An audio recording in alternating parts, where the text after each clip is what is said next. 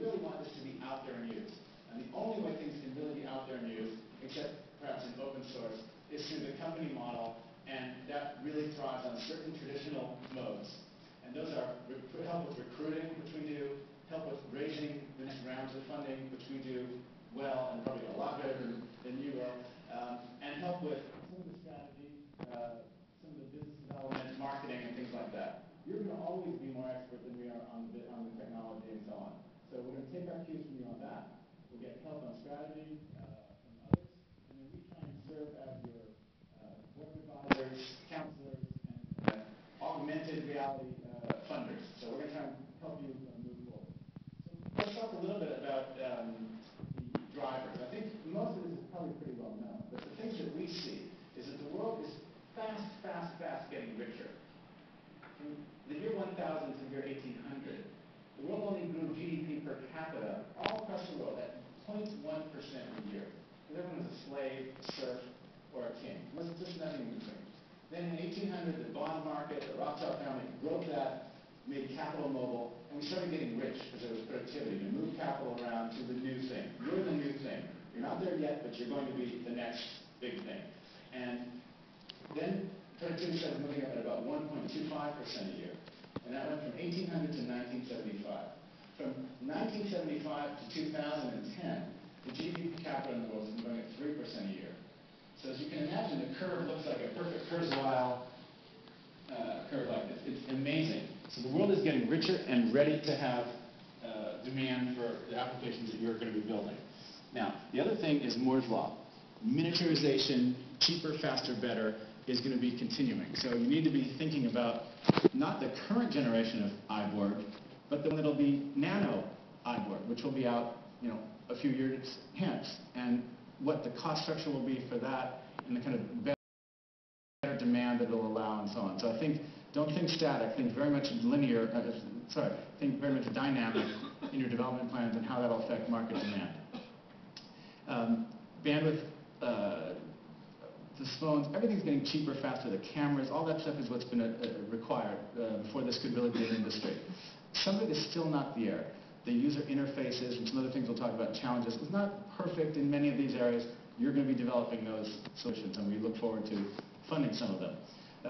In terms of business models, there are, what's interesting, I think, about this industry is that it's probably going to be led, well, it started really in the military, right? A lot of it did.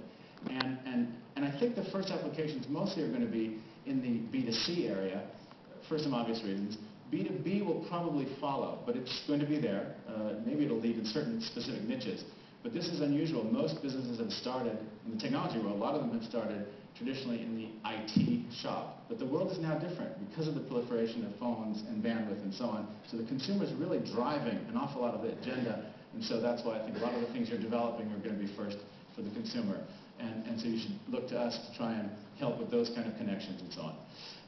In terms of the models, the things that we're seeing that I think are particularly interesting are that the brands are very interested in engaging.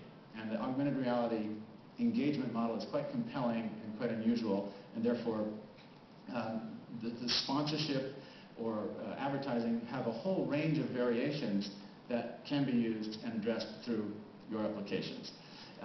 Gaming is another area. Inherently interested, these people are early adopters, they're interested in new experiences, and augmented reality can play terrific opportunity in notching that up a level from where it is today in terms of the basic casual gaming, even social gaming. Virtual reality can obviously make it much more compelling, interesting, and diverse, and geo-specific, and so on. There are a lot of interesting things going on, obviously, with LBS and location-based services, and connecting to that very difficult critter called small business.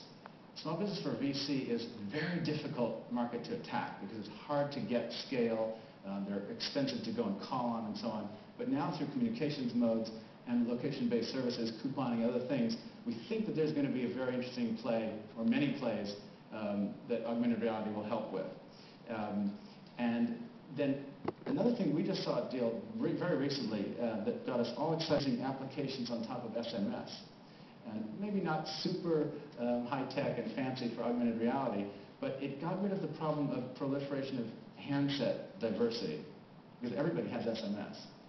So if you can think of some interesting apps that can cross that barrier, that's nice. What we're looking for as VCs are lower friction ways of getting to the market, things that are able to be distributed in an easier way where you don't have to go through some corporate hierarchy to get buy-in.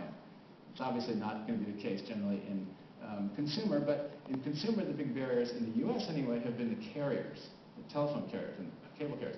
So in the third world, it's a different story.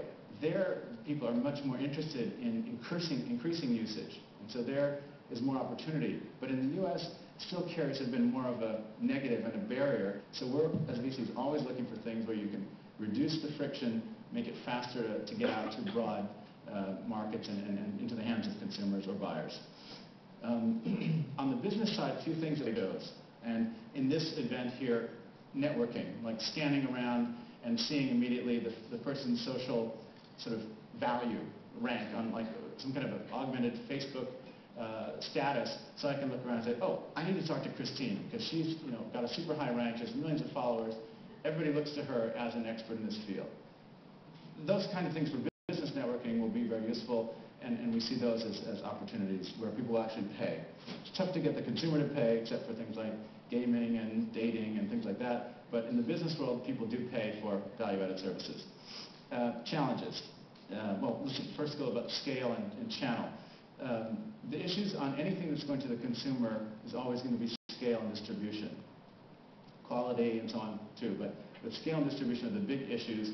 And so biz dev partners that can help you stand on big shoulders and go out faster, very, very important. And that I would urge you to think about things like that. I'm going to cut off pretty soon and ask you for something more interesting, frankly, than anything I can have to say in these general terms.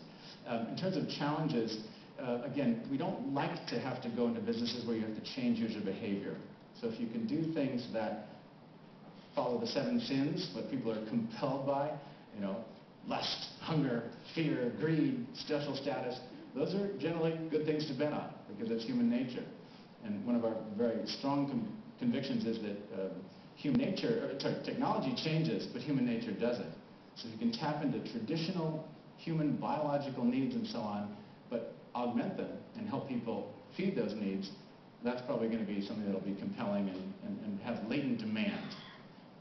I want to jump to the end and say that venture capitalists like me, Blumberg Capital particularly, we love early stage. Nothing is too early.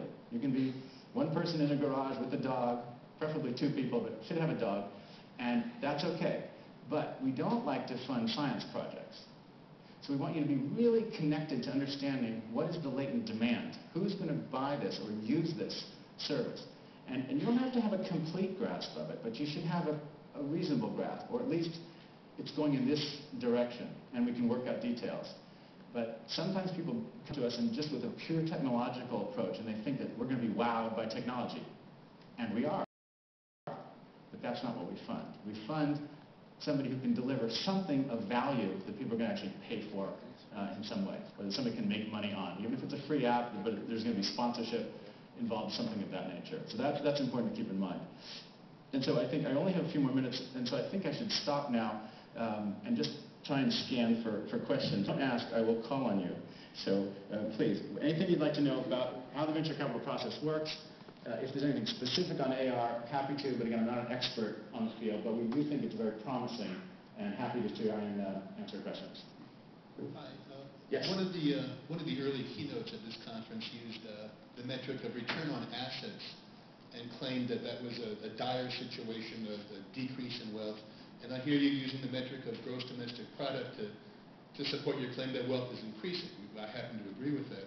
But I'm just wondering what metrics you use for value and for wealth creation. Okay. I think the question, but my colleague Vipul Sinha recently was reading somewhere that today, the middle class person, let's assume we're all middle class, today, to be the same as a person who's middle class today, our ancestors, say, 200 years ago, would have needed how many slaves? Did anybody see this statistic? 16.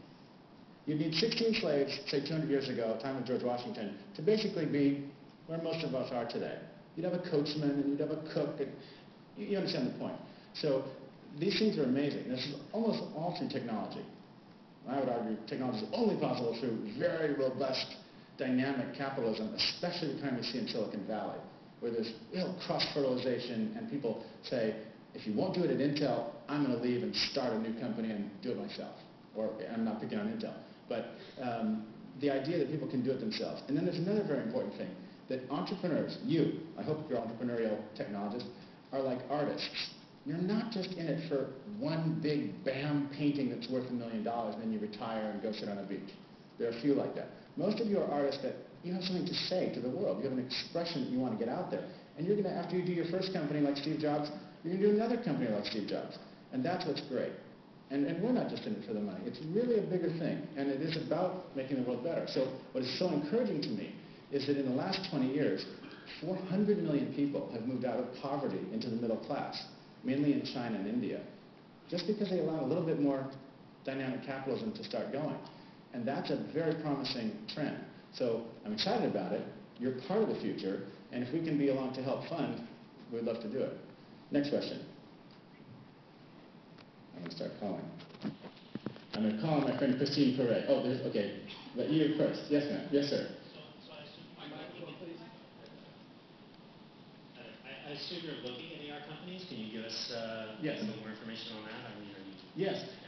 We've looked at several companies. We looked at Tanchi.dot from Japan, Wikitude from Austria, and Layer from the Netherlands. We thought they're all very interesting. Layer, we were a little bit late. They were already funded by the time we saw them. Wikitude, still interested, but there were a couple issues for us. And Tanchi.dot we thought a little early. I think they've also been funded, but for the getting to market, we felt they were a little early. Very happy to look at your companies. Please send them to us. I'm david@bloombergcapital.com. Christine knows us. You can contact her for an introduction as well. But my industry is very open to your ideas. Don't come with a science project. It's okay to introduce yourself that way and say, I'm going to come to you later, but here's the area I'm working in. That's fine. But if you're going to really pitch us and you want to take an hour of our time to sit down, it should really have something more about where the market meets your technology. Fair enough? Thank you very much, David. Thank you very much.